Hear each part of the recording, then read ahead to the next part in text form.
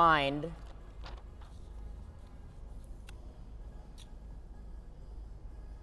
is how you see yourself, and then of course we work as a team and how we evaluate and see each other. All right, so let's talk about your teaching, your seeing, and your correcting.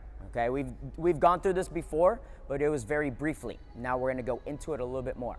Okay, so I feel like this is a good refocus for everybody, and to self-evaluate yourself and how you can improve on it. Okay, all right, so let's talk about teaching. All right, as a trainer, all right, how do you define as a trainer your teaching? How do you define that in your own words? Anybody? All right, we'll start left to right if you want. You sort of raise your hand. What's up? Anybody, go ahead. Basically, I kind of define it a couple ways, but one point I like to use is conveying a message and making sure that your athletes can understand it, retain it, and apply it. There you go. All right, so your teaching is your ability to articulate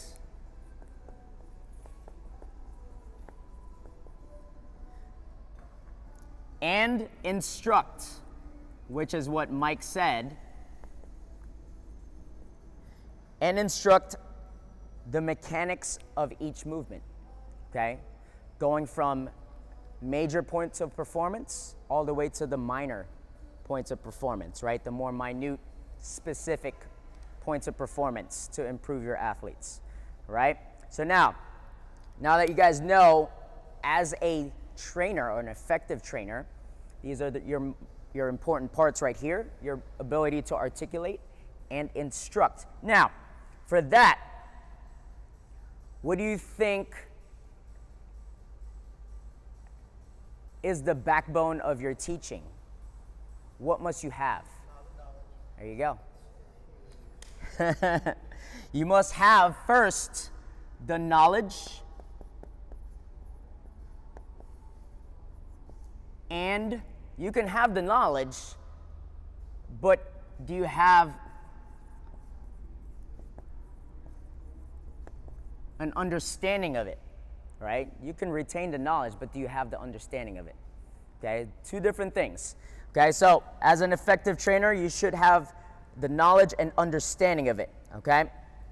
So as a trainer, you must know the best positions, or the most optimal positions to teach and improve positions and movement patterns, all right? So in your static and dynamic movements, right?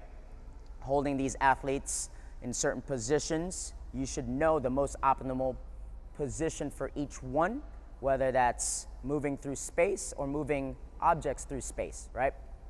All right, now, what are things having the knowledge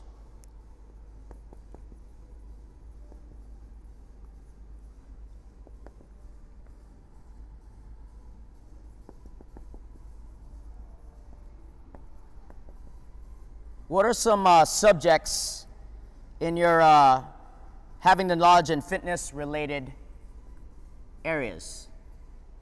Can somebody, in what we do, what are some subjects and knowledge that us as trainers should have already? There you go, right? So we have anatomy. We should know the body, right? And how it moves, right? That's kinesiology. And then what else? What are some other things, not just as an overall coach, should we know, right? Mechanics, yeah. So what'd you say? Kinesiology, like I said, so.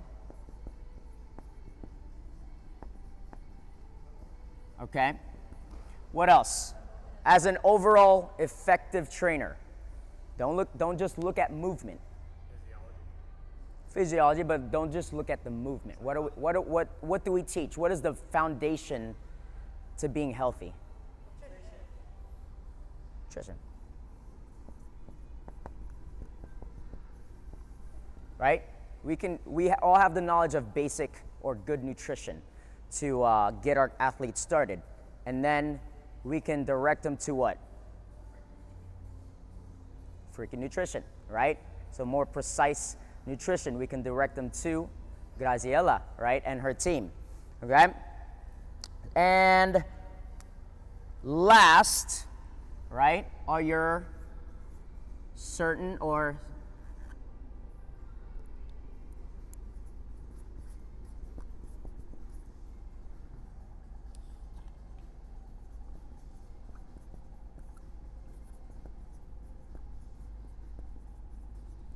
your specific sport and discipline, right?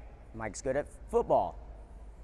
He knows areas or specific things in that area that we won't know, and he can relate to his clients, right? Logan with soccer, right? Cody with golf, right? So we all have a different background and different sport, or what is a discipline? What's a discipline? Martial arts, what else? Yoga, Olympic weightlifting, powerlifting, gymnastics, those are all disciplines, right, in what we do, okay? Everything that we do in here, right, if you break them down to certain disciplines, right, for our functional fitness, that is all what we do, all right? So it's not just one thing. We do everything in here, all right? Now, and then of course, right, we're not limited to just those. What must we do to keep evolving and keep being better as a coach? Let me start writing it down. I'll write it down slow. All right, Coach Storm said it.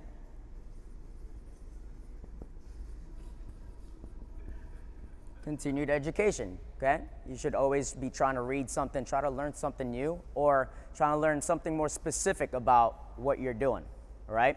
More in depth, okay? So now, so I want you to think about this. Teaching is not only about the knowledge that you have, right? But also the ability to convey that message or that knowledge to someone else. That's the difference between a okay trainer and an effective trainer.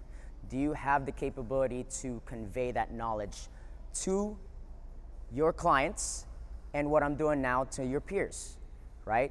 So you should always try to evolve everybody around you as a trainer, especially in Freakin Fitness. We want everybody to be on the same level, right? We may have different skills and abilities, right? That's never going to be the same, but the knowledge that we share with each other should be on the same level. Make sense?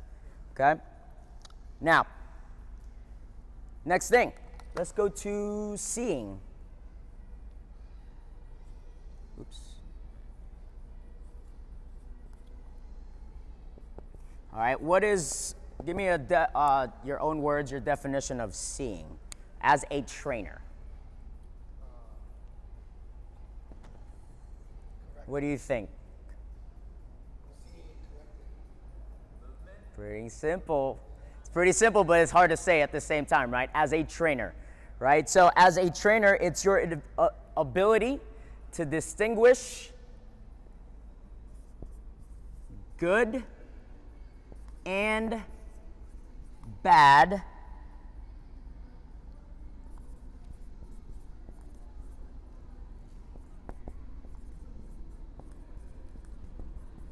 It's your ability to distinguish good and bad movement mechanics, right? That's what we do every day, okay? So now so your good and bad mechanics, again, going from major to minor, the minute movements, okay? So a new trainer or a new coach, okay, may only see the major points of performance, right? Because they don't have the knowledge, the experience yet to be able to see the more minor movements, right? Such as a slight elbow bend on a clean, right? Before you stand up and use your legs. So things like that, right? You evolve as a coach by having the experience, okay? But of course, you can see an early or a non-full hip extension, because that's a major joint that you can see clearly, all right, compared to an early arm bend, maybe with a wrist or slight bicep curl on a clean, right? So good and bad movement patterns. So now, how do you know if you have the capability to see good and bad movement patterns?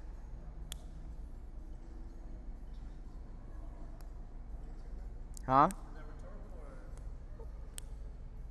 You guys already know. You've been doing this for a while, right? So you know how a good movement looks like and a bad movement looks like. But what are we trying to, what is our ultimate goal, right? Keep learning, keep progressing, and go past being good. We're trying to see the best out of our athletes, right? So that's the difference between an okay or a new trainer compared to an effective, more experienced trainer, okay? We're trying to see the best movement out of everybody, all right? So now, so seeing is the first step to changing your client's mechanics, right? It's the first thing that we see, which is our eyes. We do it every day. We walk around, okay? So, you can see all day. Anybody can watch somebody move. But if you don't have, going back to here, the knowledge and understanding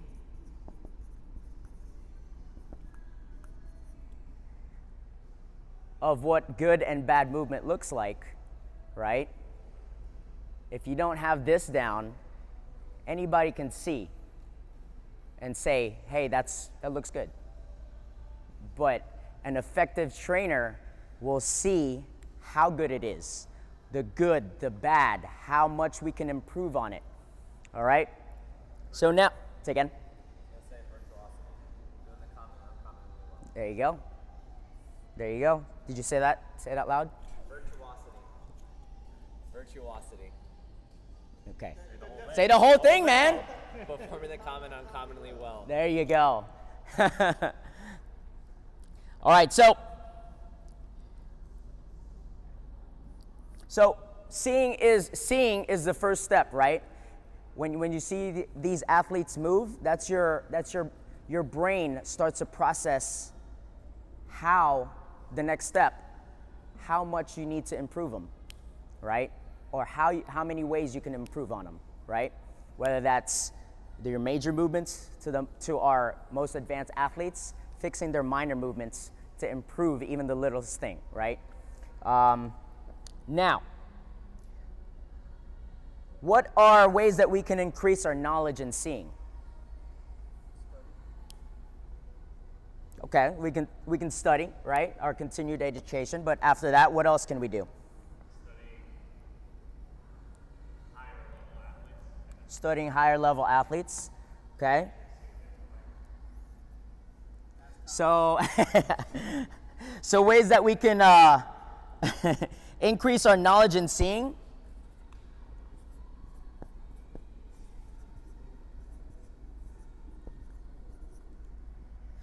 Self-assessing. I lost my place. Where is it? How about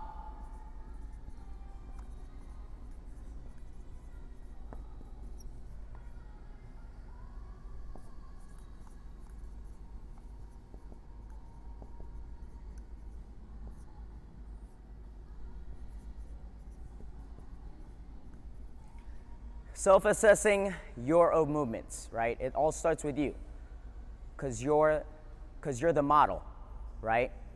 You have the knowledge. It starts with you first, right? So how many of you would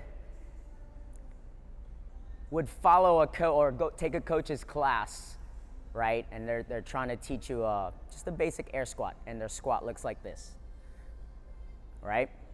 Would you be more motivated to squat better if you see that?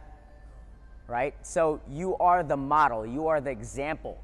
So self-assessing your own movements first is key, right? You cannot tell somebody to do something if you yourself is not the perfect, or as closest to perfect as we can, being that model, right? Demoing in class, right? So again, self-assess yourself first, right? Use your videos, use a mirror, use your buddy, be like, hey, look at my air squat. How can I improve on it, right?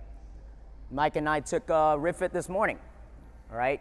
He has a problem with too much external rotation in his hips and his feet, right? So I was assessing him and we were helping each other out, and we made a plan to keep the toes forward as much as we can, all right? And him to start squatting to make a change in his tissues with his toes a little bit more pointing forward or slightly turned around. So it's improvement until we can get to that perfect position. So again, right, we're helping each other out as coaches to be the perfect model, or as perfect as we can, right? Because nobody's perfect. Okay, so now, what's the next thing that we can do to increase our knowledge? This one's a little bit more, it's a little bit harder, but not really. Has to deal with time. How it would increase our knowledge in seeing. Experience. There you go. And what else?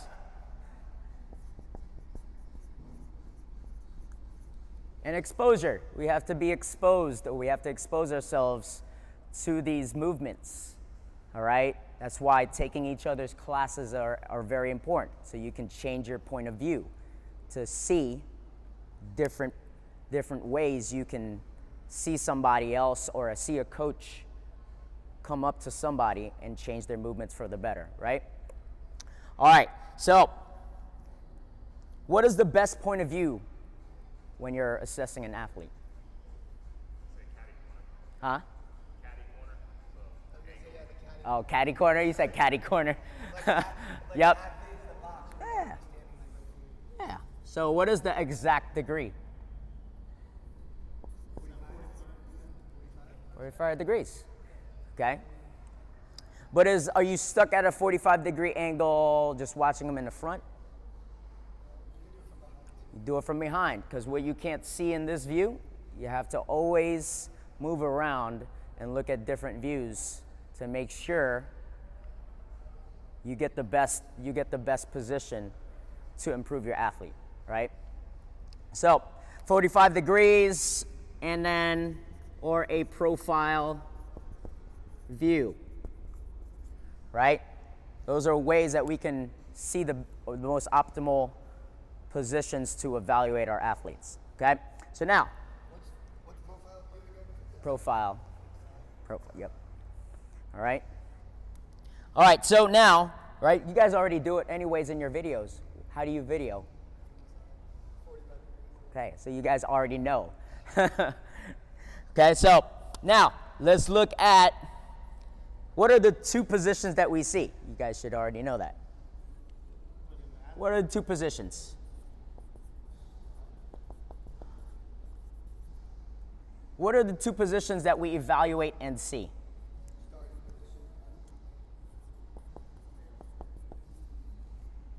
Static and dynamic. Let's look at static first, okay? How do you define static? A static position or a static movement.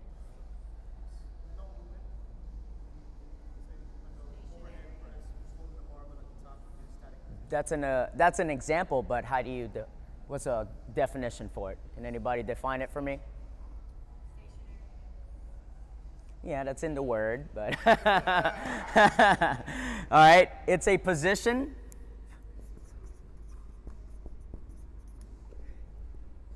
where and when an athlete is not moving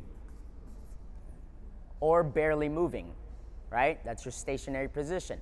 What's an example of a stationary or static position? Give me with a barbell. Overhead hold, right? Overhead hold. Say it again. Give me another barbell. How about a gymnastic? Hang, right? Hollow hang, because anybody can just hang, right? Right? So give me another, just a body weight movement position. Okay. Just body weight off the rig. High plank position. All right, so we all know. High plank, right? So now, another way, or another, I would say, definition of being in a static movement is when your athlete changes direction, or they're in a brief pause. So can anybody tell me, using a barbell movement, where an athlete changes direction? Using static, bottom of a squat, right? Or a clean, right? So it's also in change of direction, right? And holding them in a certain position, right? In a starting, receiving, or finishing,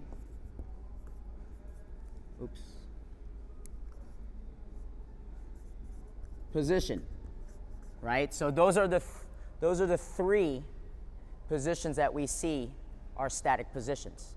Starting, receiving, whether that's, for example, a power clean or a squat clean, they're receiving the barbell where at a certain position. For power clean, hip crease above the knee. For squat clean, hip crease below the top of the knee. And then your finishing position is the stand-up. When they brief pause leave for the good rep, you know it's a good rep because they have to pause with knees, hips, nice and locked out in the front rack position. All right? So, now, let's take a look at out of both the static and dynamic, this is the easiest to see because athletes are holding their positions. Okay, so now dynamic. Can anybody give me a definition of dynamic movement? What else? Oh, is that what you're going to say? Anybody else? All right, so yeah.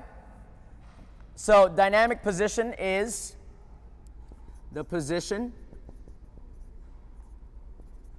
where and when the athlete is between the static positions, right? Plain and simple, okay? If they're not in the static position, they're in between those movements as they move through space, right? What Mike said. Okay, so now, what are so this is the more difficult position. Why, or can anybody give me reasons why this is more difficult to see? Okay, so, good.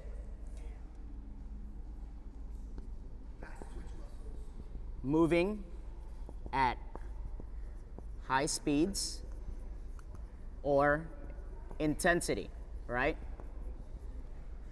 What else? Give me another example. Say again? Sometimes they're short movements.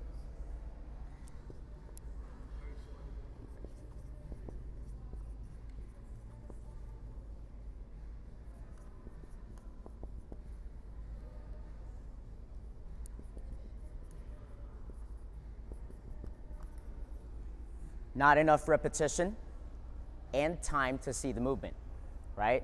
You're looking for 2 reps. 1, 2. You just saw it.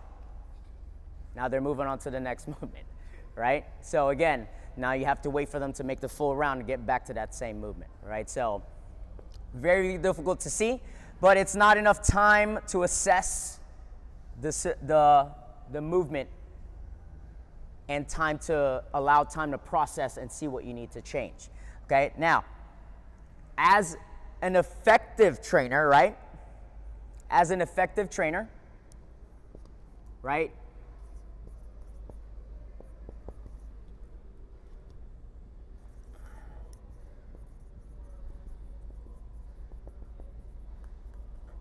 As an effective trainer, your subtle movement patterns, right, is what differentiates you from just a newer coach, right, or just an okay coach, right? We're trying to be as attention to detail as possible, okay? So when we look at your movement patterns, right, we want to look at, right, we always look at points of performance, right? We have major points of performance and we have minor points of performance, right? Those little things, okay? So as a new trainer, right, or an okay trainer, they're focusing on one athlete at a time, right? Trying to develop their experience and their know-how, right? And they're looking at one person at a time, fixing one little issue at a time, or your major points of performance, right? An effective trainer may or can look at multiple athletes and fix and cue those athletes at the same time, different ways, different cues, different bad movement patterns, all right, or correct for improvement, okay? So that is the difference between an okay trainer, all right, or a new trainer, and then an effective trainer, which is what we all strive to be, right? Any questions on that? All right, we're gonna look at the last one, which is correcting. Everybody, in your own words, tell me what correcting is, or the definition of correcting. Yeah, or whatever. Yeah. Okay. All right. There you go. There you go. So, when you're correcting as a trainer, it is, let me get the words correctly, because Storm said all the key words together, right? Is your ability to improve, where am I at? Oh, there you go. Better mechanics, okay? When you're correcting, that is your ultimate goal, to improve better mechanics in your static and your dynamic positions, okay? So when you're correcting, what are the 3 cues that we use? Huh? Again, we've gone through this one. Say again. No rep. There you go. Verbal. What was the other one? Okay.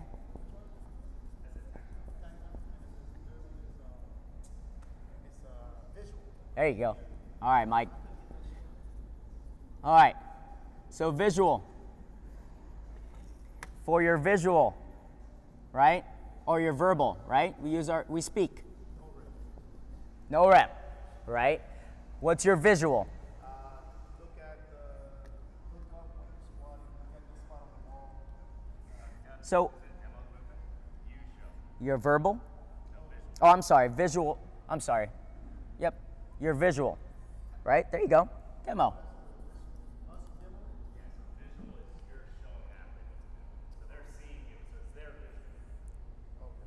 Right? Yeah, so but if I'm telling somebody, like I'm not touching them, but I'm saying, look at this, that's tactile. But what if I'm touching an object and I'm saying, I want you to look here? That's tactile. That's tactile. That's right. So tactile could be, you know, a target goal using touch, your senses, right? It could be both.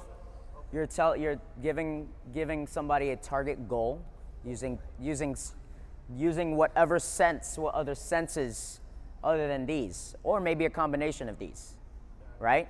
So you're giving them a verbal command, you're giving them a visual, and you're giving them a goal. So that's all three, right? All three combined. All right? So you're doing all three of them. No matter what. What are these have to do and have in common? Let's go. What do these have in common that need?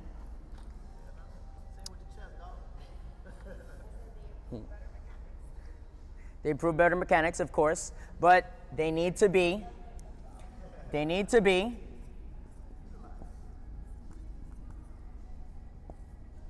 useful cues, all right? Because if you could say things over and over, and if the athlete is not responding or changing position or to improve, right? Your cue is not useful.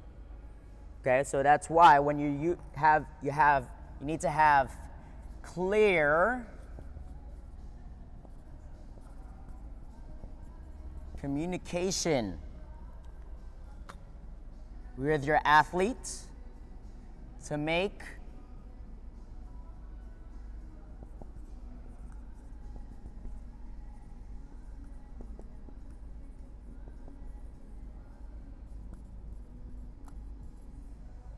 your useful cues need to be clear, communicated to make a noticeable change. Plain and simple, all right? If not, you need to find other ways. You need to have other cues in your bag to teach how to correct a squat, right? In multiple areas. Now,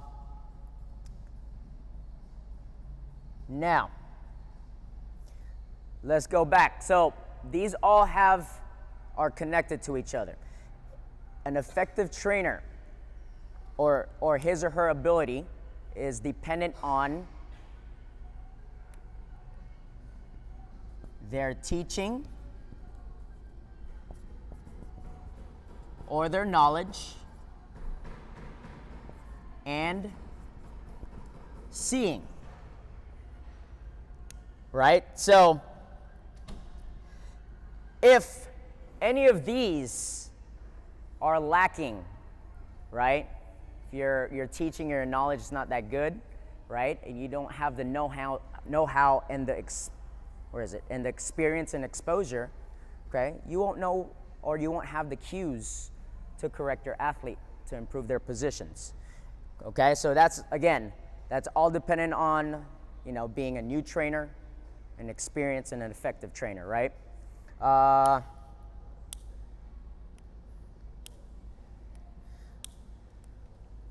Next. Why do we correct? All right? There should be the first thing out of your mouth. I like it. Why do we correct?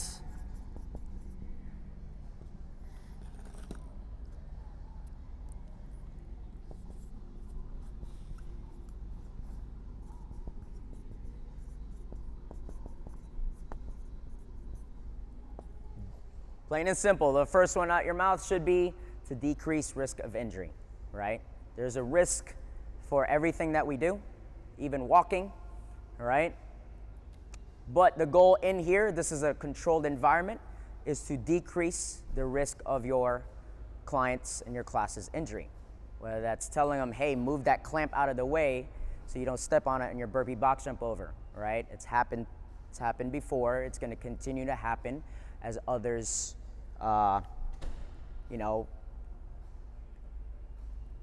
perform high intensity movements, right, to as fast as they can, and they're not thinking about that little piece of clamp that's going to be stepped on when they're jumping over their box. So again, but that's your job as a coach to always walk around and evaluate where your athletes are going, where they're doing their movements, and say, hey, I need you to Or even just don't even say anything. Just kick that clamp off to the side, right? Do it for them, right? If it's just as simple as that, all right? Or you need to stop that athlete and say, hey, I want your barbell over here. That's your job as a coach, okay? And then of course, right? We all know it's to improve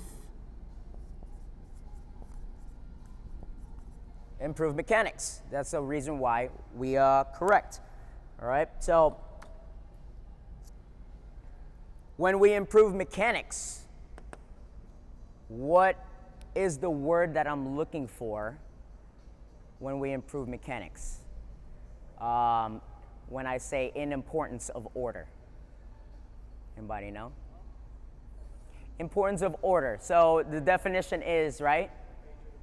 Major to minor, right? So when we improve mechanics, we improve it by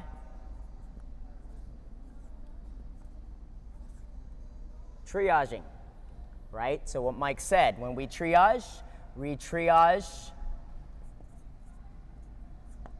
major faults to minor faults in that order. So let's just take an air squat, right? What is a major fault? I'm going to show you your demo. What is a major fault in my squat? Knees. Are you sure? Is knees a major fault in my squat? Back. We always protect the spine first, right? So what is your cue for this? All right, my chest is up now. Good, we fixed the major fault. Now, so this would be a secondary or a minor fault, right? But what if I have glass knees? My knees hurt, I've had injuries in a sport, and I do this. Now, what is the triage or the first thing you need to fix? The knees. So it all depends on your athlete, right? So you have to know your athlete for that, all right? So triaging your major faults depending on your athlete, but we always, if you know they have nothing wrong with them, then we always protect the spine first, right? Correct me if I'm wrong. Good? All right. All right, so again, all depending on your athlete. So now, almost done. Okay, when correcting, let's do an overview. When correcting, I hope this is going to be able to be erased again, Eddie. This thing is dry. When correcting, right, we need to have useful cues, right? So your communication.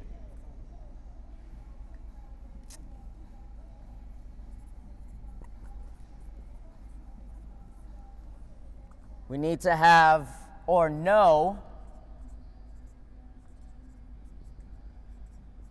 multiple corrections.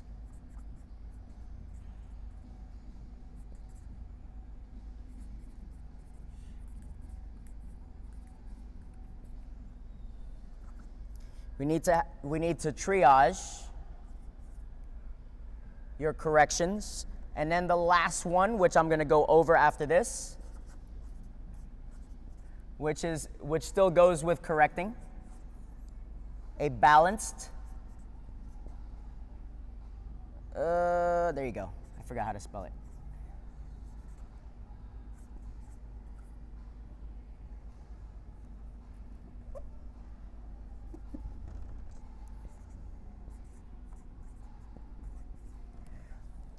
All right, when correcting, as an effective trainer, you need to have all these, all right? You have useful cues, clear communication. You know multiple corrections for that movement. You triage your corrections based on your athlete. And then, of course, the last one, we'll go over this one after I erase it. You have a balanced critique and praise. We always have to praise or make our clients feel like they're improving, which they should every time they take your class, right? So now, almost done. next portion, right here. Oh, damn it. Give me that other board. Go grab me that other board, bro. Get that other board. I'm gonna get that other board. Nah, man, it's gonna take too long. Hi. Where's my board? Oh, there it is. I'm almost done. It's the last part.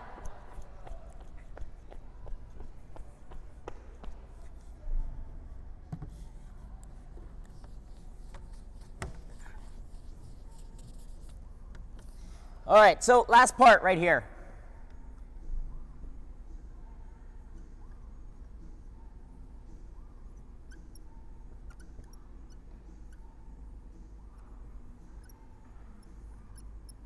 Critique, praise, and feedback. All right? So when you've given your athletes the corrections that they need, that you want to see them improve on, all right? You as a trainer, do you just give your correction and then walk away? What needs to happen before you can walk away from your athlete? You see a change, but how long? How many reps? How many reps do you need to see? Relative to the situation. So, again, you need to reassess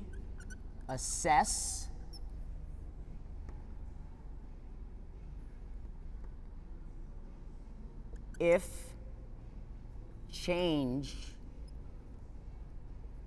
was made.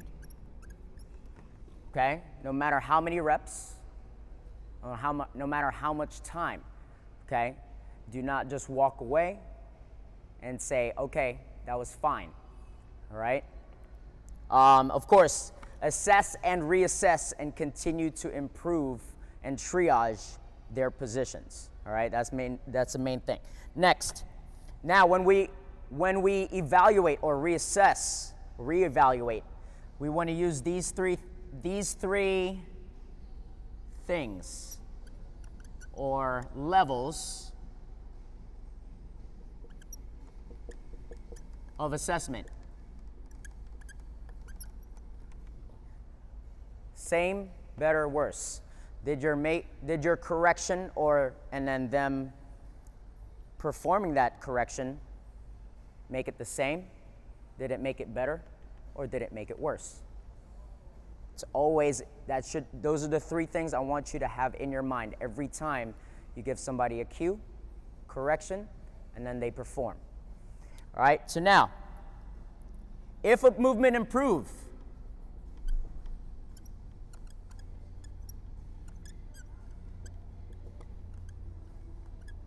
now I'm going to be asking you guys, if a movement improves, we always want to give positive feedback, right? What are some phrases that you can say to an athlete if they improved on the cue that you gave them? Good job, right?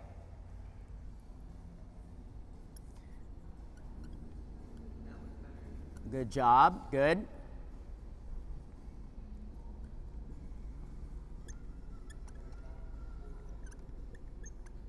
Better, right? So again, we want to kind of stay away from good or good job, right? That was better. It sounds much better to hear. That was better. You did improve, right? Or not just good, because good is not what we're going for, right? I was better. So you want to, or great job, right? Great job is a better word to swap out with good, right? So when you're giving them critique after they accomplish the movement, these should be in your vocabulary, okay? Your words are very important to every one of your clients. All right, so now, if a movement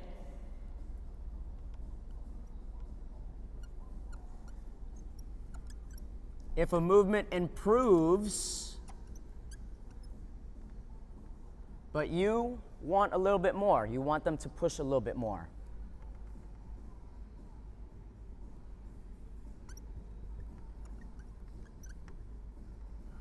but you want more from an athlete. What are some ways that you can be positive about it? I say, I like what you did there, or I like that improvement, but now let's go to this step.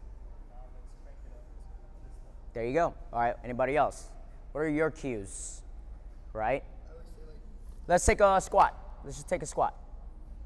Let's say, hey, your athlete's not squatting low enough, but the correction you made them squat a little bit lower, but you know they can push a little bit more. What is a cue that you could give them positively that can push a little bit lower? I mean, you can tell them, hey, that time we got a little bit lower than before, but this step we still need to go a little bit more past that decrease with it. All right, there you go. But remember, right, we don't want to say like a whole story, all right? Like, keep it nice and short, okay? Because you need to move on to other people, right? So you could say, good, let's try a little bit lower now. Or great job, good job on that improvement. But I know you can go a little bit lower, let's try that, okay? So now another one. What if a movement was unsuccessful?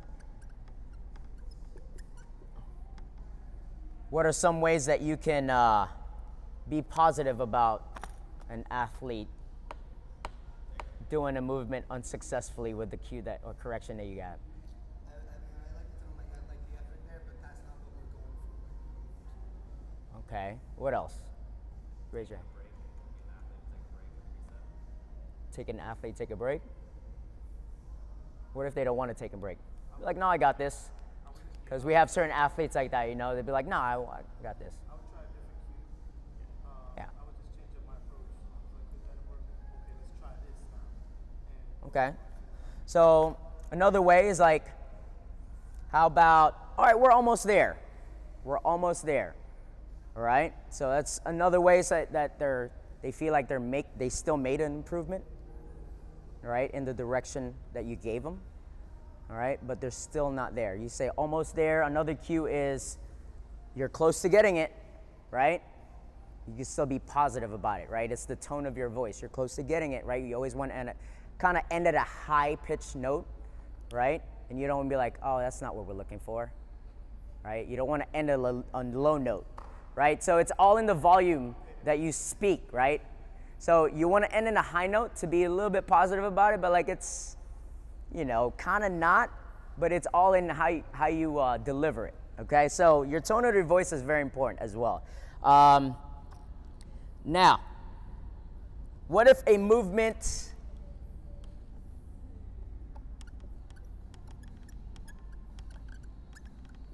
gets worse? lower the weight. What are some positive cues or positive cues, if you have any, if their movements get worse? Let's change our focus. What else? I say, how'd that feel? Horrible, Mike, horrible. Yeah, and then I said, oh, Ho- now let's do something that Yeah. What else? What else? Huh? Change the progression. But what you're telling me what needs to happen, but what are some cues, some positive feedback that you can give the client is what I'm asking, right? Just like what Storm said, hey, let's change the focus, right? You tell them, hey, we're gonna change the focus. What else? What are some other positive cues that you could tell them? It's like, oh, instead of saying, oh, that's horrible, stop, right? Yeah, you say, hey, let's try again, but this way, okay? Or say, hey, let's start over. I like to say, hey, let's start over. We're gonna start here, okay? Huh? Let's rewind. Yep. All right, so if a movement gets worse, it's your job as a coach to stop them immediately, refocus, and give them a different cue, right? Give them something positive to work towards.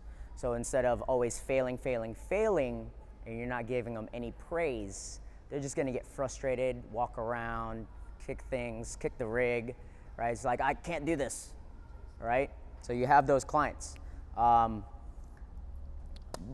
last thing, no matter what, celebrate your client's little wins. Be like, hey, great job on getting lower in today's class on all your squats, right? That was our focus. But then you have to have that relationship with your client where you establish that goal for them, that mini goal in a workout. Be like, hey, this workout, we have a lot of air squats. I want to see you all of them at this level. All right, you're usually here. I want to push you a little bit lower every time. All right, and so on. Okay, questions on that? All right, so as an effective trainer, right, the result of you assessing your client doesn't come from doing daily workouts. That's what, and then saying, hey, you're improving. You got a better score, right? Anybody could get better with just doing the daily workouts, coming here every day. But an effective trainer improves their athletes to different degrees, right? So what does that mean? So an effective trainer safeguards their athletes and of course improves on their performance more specifically, right? So that's more of your RX athletes, right? Those are the ones that are harder to fix, okay? Anybody could fix a simple basic air squat, right? But now you put it into a more complex movement with a barbell, right? Into a muscle up, right? So now a lot of compound movements where you're looking at all the different joints move at the same time, all right? It's looking at those subtle and more attention to detail movements is what separates an effective trainer and a new or just an okay trainer, right? So now we're gonna, and of course, you having that connection and that personal connection with your clients is what gives you value as an effective trainer compared to going to some coach and they never interact with you in a certain way to give you mini goals, all right, in each class or give you workout tips, okay? And just like, hey, this is your workout. Go grab your stuff, all right? So, and of course, anybody can just come in the door and you can just be a good talker and sign them up, but an effective trainer retains members, period. And that is the quality that you bring in your classes is what retains members, okay? Now, now it's time for you to guess. How do I assess you guys as effective trainers? I want to go all the way down, starting with Cody. How do you think I assess you as an effective trainer? From start to finish? Okay. Okay. What else? Seeing member interaction. Member interaction. Okay. What else? We're going to go down the line. How do you think I assess you as an effective trainer? Not just an okay trainer, as an effective trainer. Improvement in athletes over time or just in that 1 hour? Over time. Both. Could be both. Yeah. Both, right? In your class, immediate and long term. All right, what else? Useful cues. What else? Okay. All right. Presence. All those are correct answers, by the way. There is no right or wrong. But whenever I look at your classes, I look at your classes as every class overall in how well all your clients move in that class. A collective, right? Coach Logan has everybody moving with the best positions, right? And then I'll turn around, let's just say a random coach, right? I'll look at the big view and be like, all right, everybody is doing 100 squats today. I'll look at all the quality of their athletes' squats and see, as a collective, let's say 30 people, all right, are most of your athletes squatting to standard? Are most of your athletes being challenged and giving the best positions that you challenge them? all right? Not just onesies and twosies, right? Are majority of your classes moving well as a whole, okay? And that's not just one class. Every class that you're teaching, that you're a lead coach, all right? But again, all those are right answers, but this is the ultimate thing that I look at, all right, to being an effective trainer, okay? You can have all those elements, but if your whole class or majority of your class is moving like crap, like dog poo-poo, right? It doesn't matter, okay?